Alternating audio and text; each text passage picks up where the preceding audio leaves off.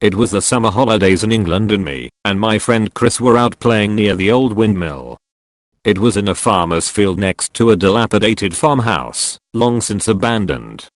It was a couple of miles or so from where we lived. The farmer still used the stalls and stables as storage, and keeping the occasional pig in. The windmill itself was just an empty shell with metal steps winding up inside it, and a walkway high up going from one side to the other.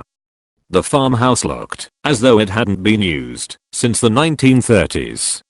There was only one way in and out. Dusty, broken down furniture was in most rooms, and in the first room you entered was a 4-poster bed. It had ragged material hanging in shreds from the top and an old rolled up thin mattress at the base. We used to go in and play around, climbing up to the second floor as the stairs were destroyed, etc. Anyhow, on to what actually happened. We'd been playing around in the house and walked out past the bed. We sat on the outside wall and were feeding a pig an apple.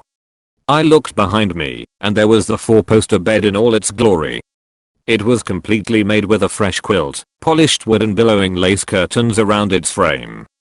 In the middle of the bed, sat up against some pillows, was a skeleton.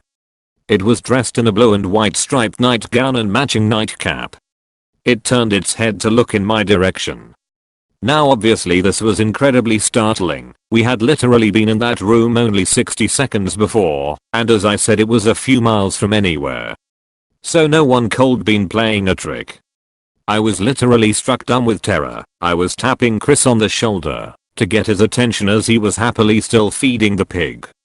I turned to try and talk to him and managed to get him to turn around. The smashed window looking into the room was now fully glazed, and there filling its frame was the skeleton. It was looking directly at us. Yes, I'm aware it had no eyeballs, but it was facing in our direction. It then opened its mouth and pointed at us, and that broke the spell. We both screamed at the top of our lungs and sprinted as fast as we could all the way back to my house.